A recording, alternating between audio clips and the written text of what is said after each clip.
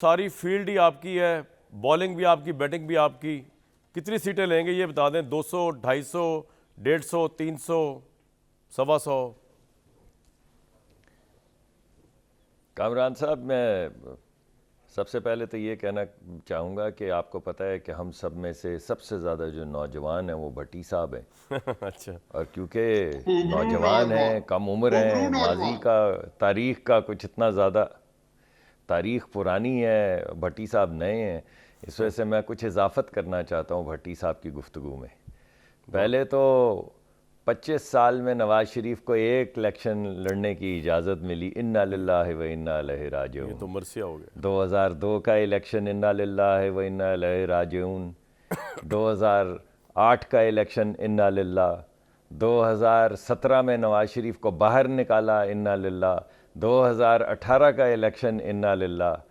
अपने बेटे से तनख्वाह ना लेने के ऊपर डिसक्वालीफाई कर दिया हमेशा के लिए, इन्ना लिल्लाह व इन्ना इलैहि राजिऊन।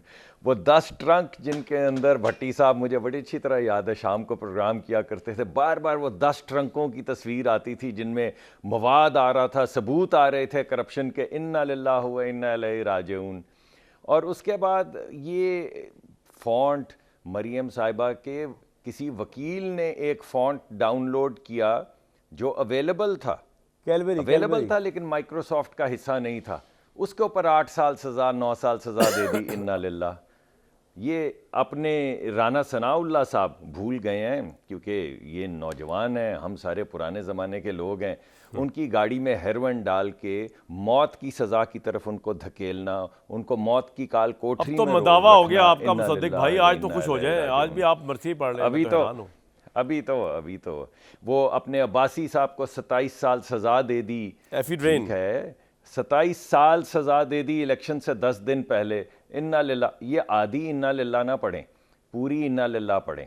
इन्होंने ये तो कह दिया कि सेनेट के इलेक्शन के अंदर हमसे निशान छीन लिया गया था और हमें भी फोर्स किया गया था कि आप आज़ाद इलेक्शन लड़ें, इस वजह से कि नवाज शरीफ के सिर्फ सिग्नेचर थे। उस पर इन्होंने इन्ना लिल्लाह नहीं पढ़ी, उसका जिक्र किया, इन्ना लिल्लाह बाकी चीज़ों के ऊपर पड़ी। ये जो $1 बिलियन का फायदा दिया इलेक्ट्रिक को, वो है जिंदाबाद। मैं ये पूछ रहा हूँ, वो या आपने जवाब तोशा खाने का केस या फॉरेन फंडिंग का केस, ये है जिंदाबाद। सब हो गया, बाकी तो सारी इन्ना लिल्लाह है। एक मिनट, अब कितनी सीटें? एक मिनट, मैं आ रहा हूँ।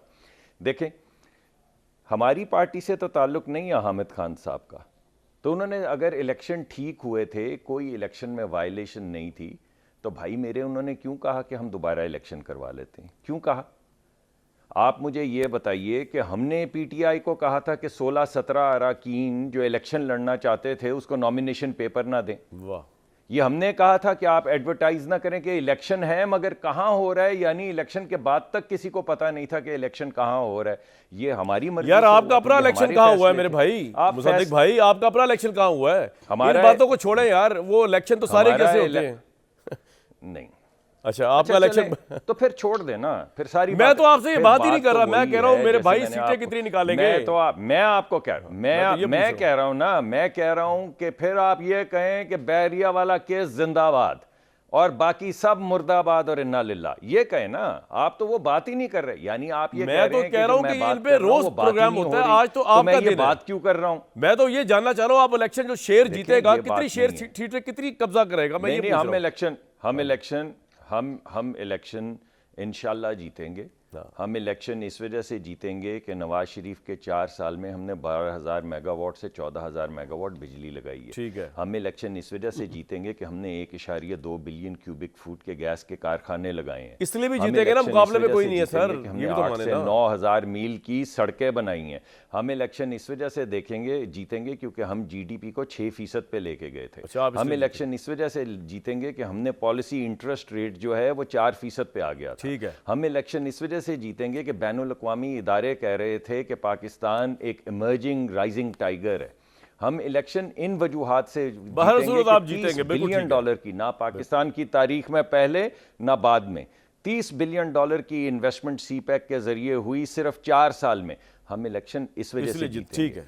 अब आप अगर 9 मई पे हमले करना चाहें, फ़ौज में बगावत करना चाहें, कोर कमांडर का घर जलाना चाहें, शहीदों के मुजस्मों को ठुड्डे मारना चाहें, जिस कले में असला पड़ा हुआ है फौज का, उस पर हमला करना जाएं, जहाज़ों को आग लगाएं और बाद में कहें एमएम आलम का तो नहीं था ना यार, ये एमएम आलम का नहीं था, ये है असल बात। आप ये सब कुछ करें और उसके बाद बोलें कि इंसाफ क्यों आपको कटहरे में लाके खड़ा कर रहा है, तो भाई मैं क्या कर सकता हूँ? हमने तो ये इलेक्शन नहीं करवाया, हमने तो ये हमला नहीं किया, बिल्कुल ठीक जो जी। आपने बोया है वो आप काट रहे हैं। इस वजह से इलेक्शन में अभी भी उनके कैंडिडेट हैं। अभी मुझे एक कैंडिडेट मिले हैं कल, नौजवान, उन्होंने कहा है कि हमारे साथ चलेंगे, सारी पार्टी, सबको पता आपके है साथ कि चलेंगे? पीटीआई का कैंडिडेट इधर कौन है। हम अपना उनका मतलब है कि उनके साथ पार्टी की सीनियर लीडर एक चक्कर पॉइंट आ गया सर लगाएगी। आपका। पूरे इलाके को पता है, पूरे एमएनए और एमपीए के हलकों में अभी आपने तस्वीर चलाई है, सबको पता है कि कौन सा कैंडिडेट किस तरह किसका बिल्कुल है। ठीक है सर, आपका शाह पॉइंट आ महमूद गया। साहब का मैं कि जरा एक यानी बात आप ये कर लूं कह रहे हैं लोगों कि से। उनके इलाके में किसी को पता नहीं कि वो कैंडिडेट किसके हैं। बिल्कुल पॉइंट आ गया। बाकी जहां तक फैसला है सुप्रीम कोर्ट का, जहां तक फैसला है सुप्रीम कोर्ट का, आखिरी बात, उसका जवाब तो सुप्रीम कोर्ट को देना है। वाह, उसका जवाब तो आप मुझसे नहीं ले सकते। नहीं मैं तो आपसे जो ले भी नहीं काम रहा। इलेक्शन कमीशन ने किया है उसका जिम्मेदार तो मैं नहीं हूं ना। नहीं, आप बिल्कुल इलेक्शन नहीं। कमीशन से देखिए जी, मैं पूछें, बताऊं एक अबूरी बात, हुकूमत हो से गया आपका पूछें, पॉइंट आ गया।